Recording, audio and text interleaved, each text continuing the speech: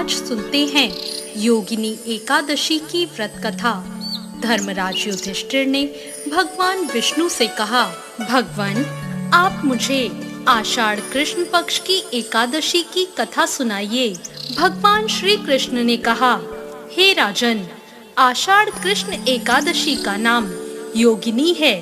इसके व्रत से समस्त पाप नष्ट हो जाते हैं। यह इस लोक में भोग और परलोक में मुक्ति देने वाली है। यह एकादशी तीनों लोकों में बहुत प्रसिद्ध है।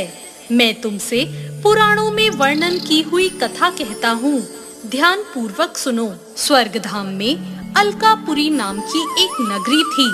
उसमें कुबेर नाम का एक राजा रहता था। कुबेर शिव का भक्त था और प्रतिदिन भगवान शिव की पूजा करता था। एक माली जिसका नाम हेम था, वो पूजन के लिए राजा के यहाँ रोज फूल लेकर आया करता था। उस माली की विशालाक्षी नाम की एक बहुत सुंदर पत्नी थी।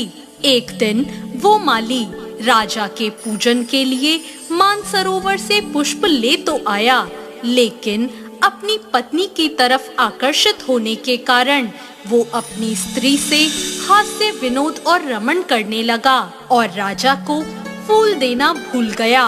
और उधर राजा दोपहर तक उसकी राह देखता रहा।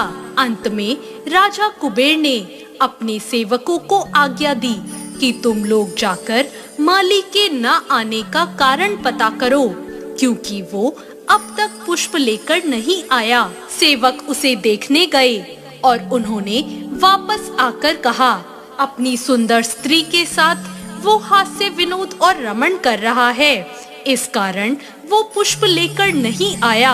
यह सुनकर राजा कुबेर को क्रोध आ गया और उसने क्रोध में आकर उस माली को बुलवाया। हेम माली राजा के भय से कांपता हुआ वहां उपस्थित हो गया।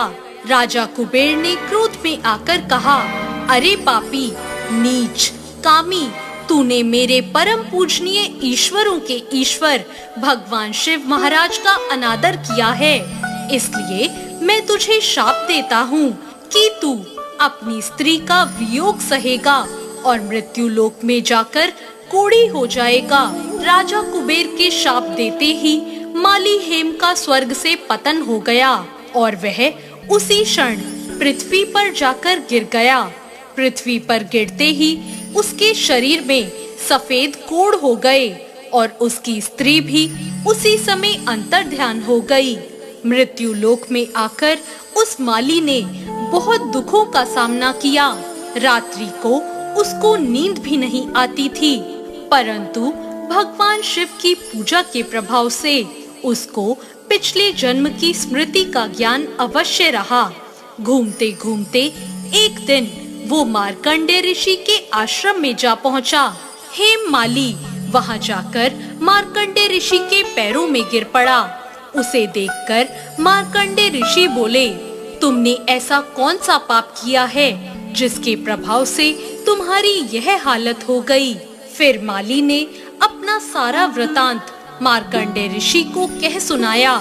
उसकी बात सुनकर ऋषि ने कहा, निश्चित ही तूने मेरे सामने सत्य वचन कहे हैं, इसलिए तेरे उद्धार के लिए मैं एक व्रत कहता हूँ।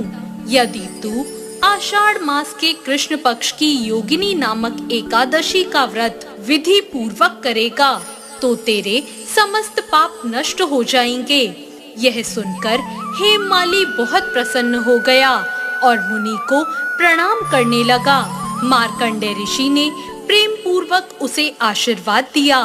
हेम माली ने मुनि के कहे अनुसार विधि पूर्वक योगिनी एकादशी का व्रत किया और इस व्रत के प्रभाव से वह अपने पुराने स्वरूप में वापस लौट आया और अपनी स्त्री के साथ सुख पूर्वक रहने लगा।